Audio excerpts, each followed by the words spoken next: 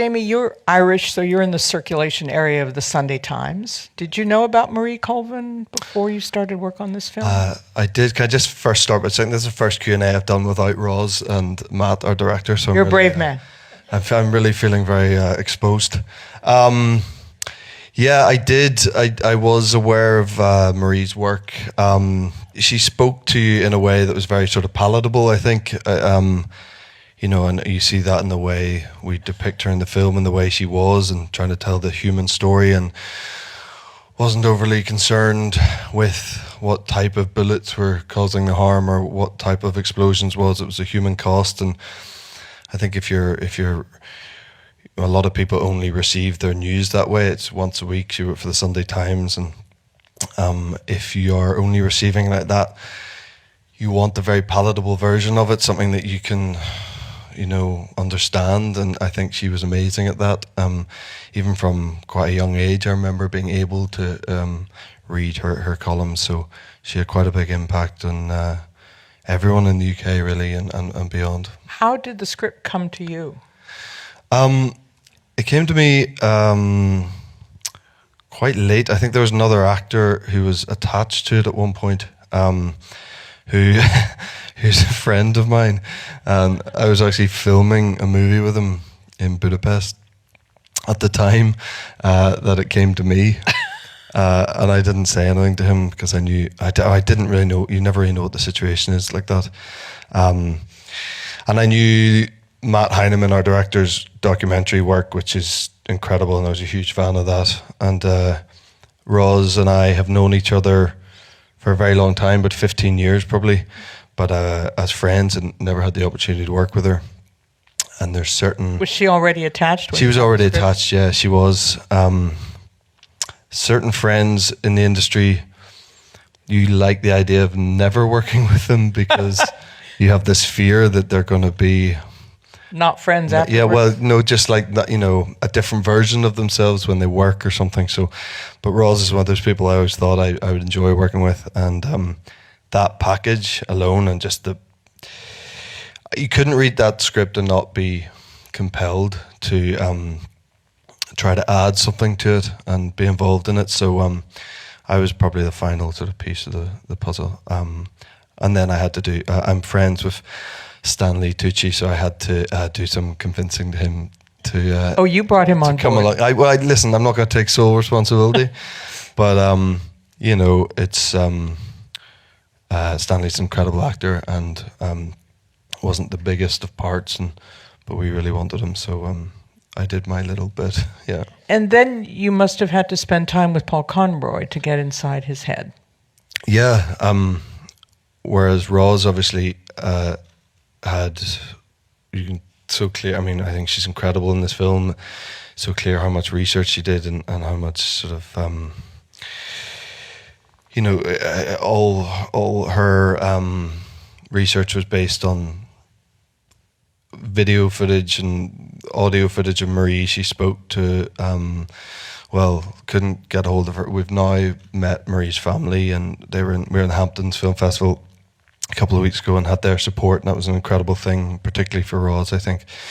But she had, you know, all Marie's articles and everything that she could get a hold of, but she was obviously never going to get the real thing, but I was so fortunate I had Paul Conroy, who I'm playing in the movie, with us for the entirety of the shoot.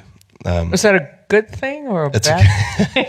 It's a good thing, not on day one. It wasn't a good thing. I think day one of film sets are so nerve-wracking anyway, and everyone's just so apprehensive and excited, and it's such a unique energy on the first day, and I didn't feel that I wanted Paul at the monitors with a set of cans on, so I actually, by this stage, you know, we'd been in touch a lot before filming.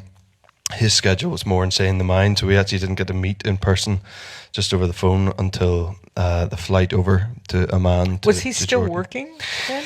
No, he hadn't been out in the front line anywhere since Marie died, and since he sustained quite a horrific injury. His leg. I mean, he especially after a few drinks, he'll show you he's got a massive hole in his leg from that incident, and he just basically wasn't fit enough. And actually, when we were filming in Jordan, he had this idea that he would then use the fact we were so where we were geographically to then go to Yemen and get back in the front line. To Yemen? Yeah, he wanted, I know, it's amazing these people, they want to go to these places and tell the truth. I mean, it's so commendable.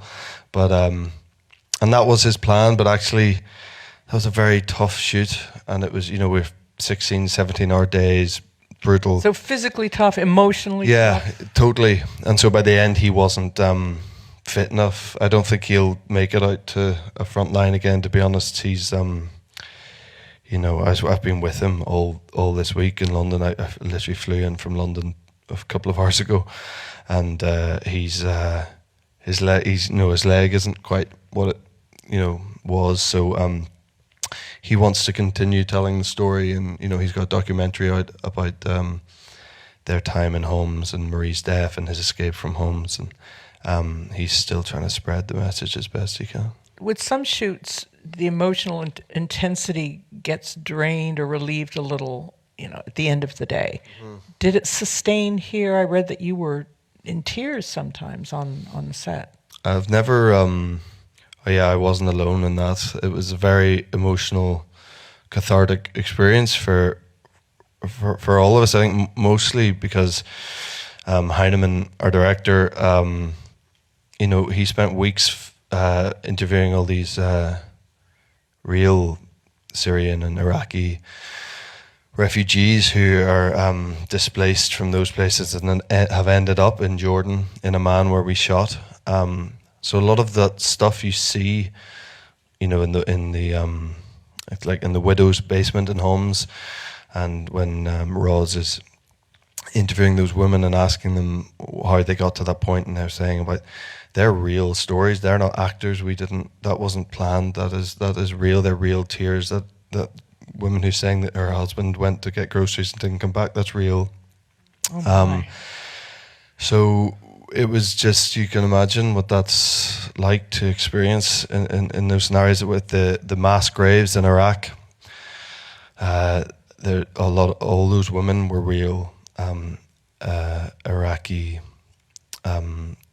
immigrants who'd been displaced from Iraq, and at one point they just started wailing and doing these tribal sort of chants and throwing the dust on themselves, and that wasn't in the script, and then really? So suddenly we have Bob Richardson, our DP, who's, I'm sure most of you know him, he's won 3 Academy Awards. He was sort of in their face with a camera, and it was that sort of line between, is this, we want to capture this, but are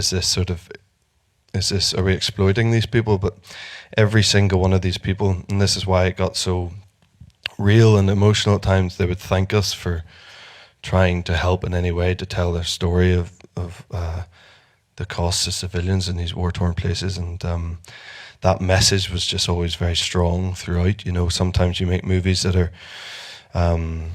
strictly, entertainment, and they're just meant to be escapism for people for a couple of hours, and sometimes you do movies that carry a little bit more weight to them and feel like they're a little bit more important, and especially the timing of this, and anything that can shed light on, I mean, look at Syria. I mean, that stat that comes off the end, horrendous. Over 500,000 civilians since Marie was killed have been killed in Syria, and that's, people get desensitized to it. I think they get, people become bored of it, I think, sometimes, and it's happening very far away from them. It doesn't concern them. Or compassion fatigue, even. You just get totally. And sometimes it takes an image. That's what's so fascinating, playing a photojournalist, because sometimes it can take that, like in a very arresting image, like a